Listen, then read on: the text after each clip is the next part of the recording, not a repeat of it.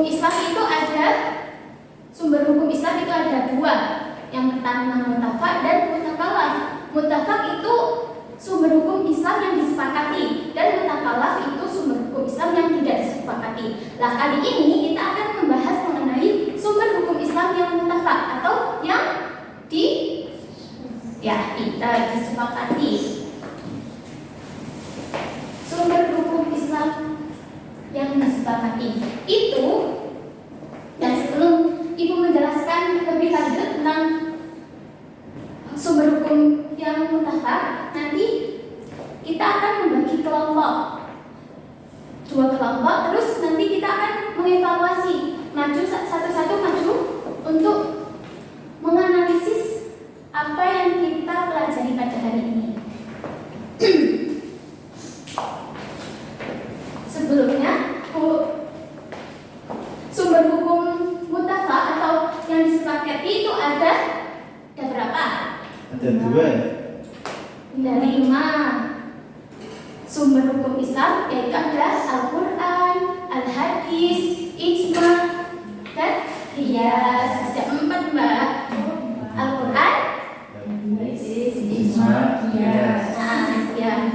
Al-Quran dan Al-Hadis itu sudah menjadi sumber hukum Islam sejak pada kepemimpinan Nabi Muhammad SAW.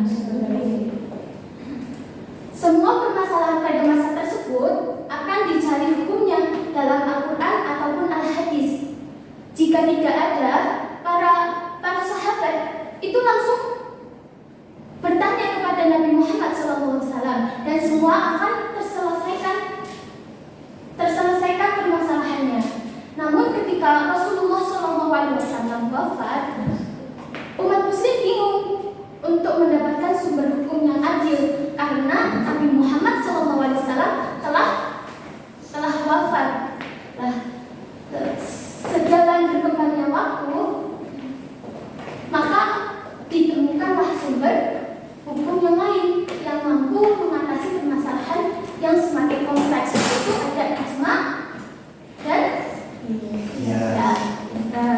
lalu kita akan membagi kelompok ya untuk menganalisis mengenai Al-Quran, Ijma, Qiyas dan Al-Hadis. Kelompok 2, kelompok 1.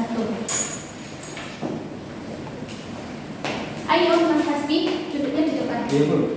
Oke. Diskusikan. Ya.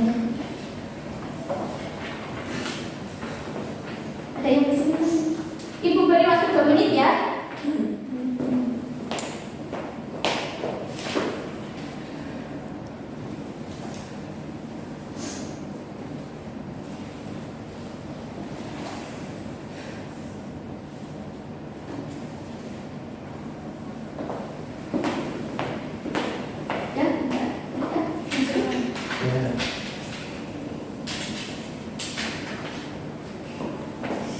Baiklah.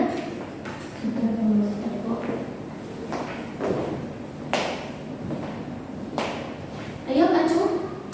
Kelompok 1. Perwakilan. Tidak usah.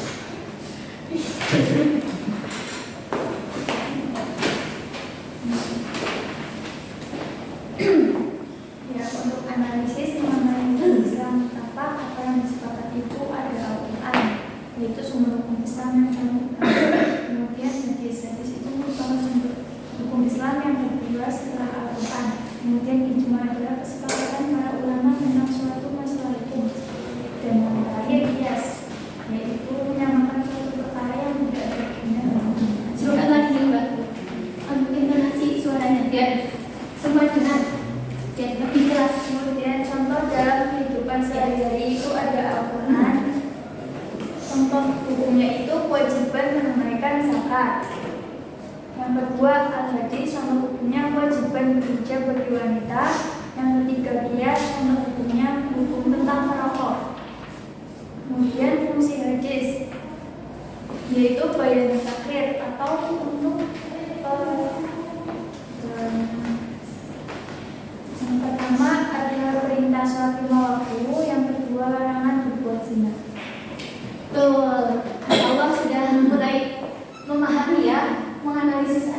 hukum Islam yang disepakati. Tepuk tangan untuk kelompok satu. Kelompok satu maju, silakan.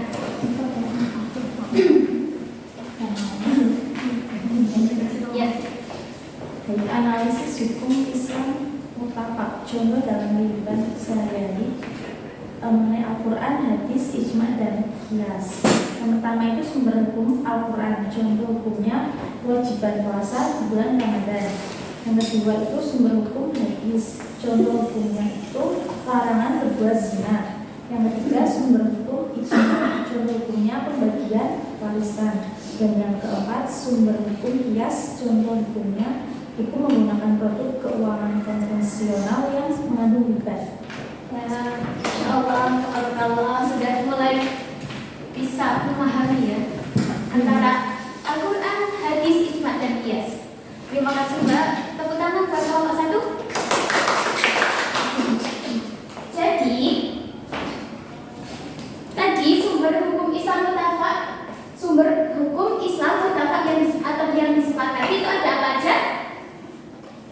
Ada hadis, ya Al-Quran dulu. Al-Quran, Al-Hadis,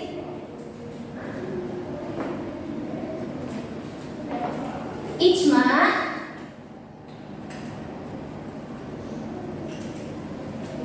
ijma,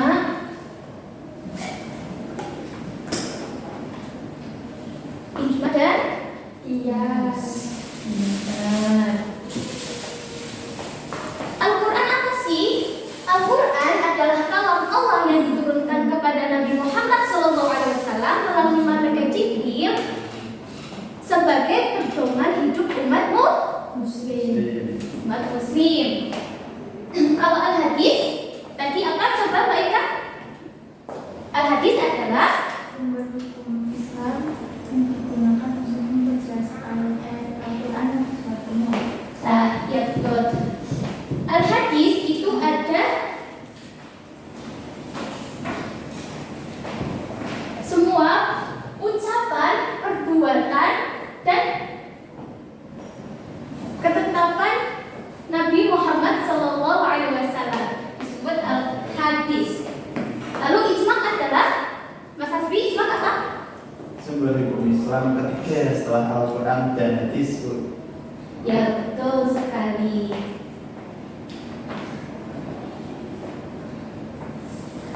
Lalu kita akan mengevaluasi ya.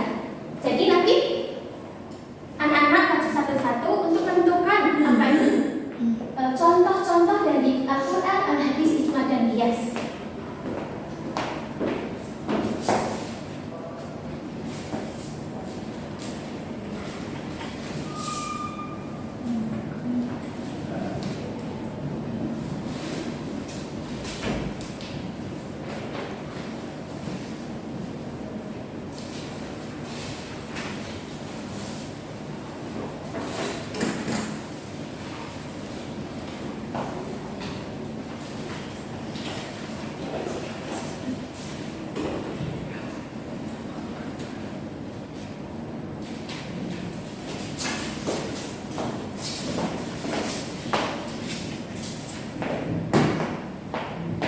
Ibu kasih surat satu-satu.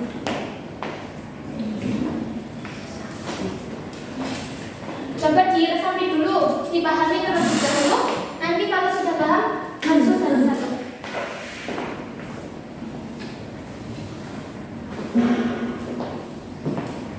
Sulit tidak?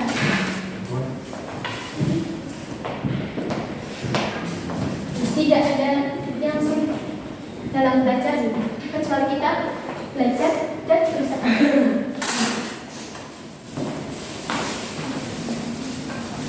Sudah, anak-anak? Coba yang sudah maju dulu, nggak apa-apa.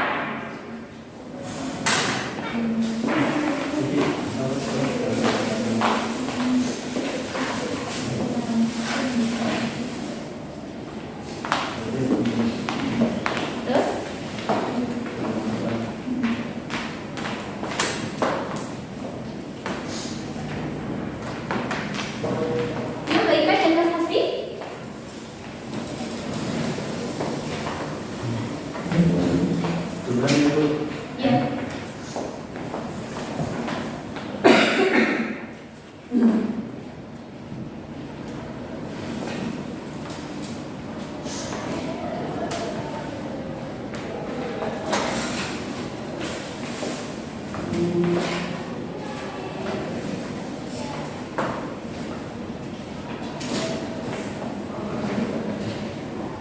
Ibu lihat-lihat kalian sudah benar-benar memahami antara bisa membedakan antara mana Al-Quran, mana Al-Hadis, mana ijma dan qiyas. Masya Allah.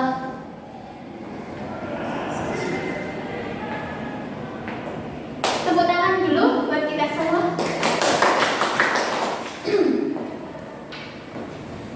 Jadi Al-Quran, Al-Hadis, ijma dan qiyas itu adalah pedoman hidup umat muslim untuk sebagai pedoman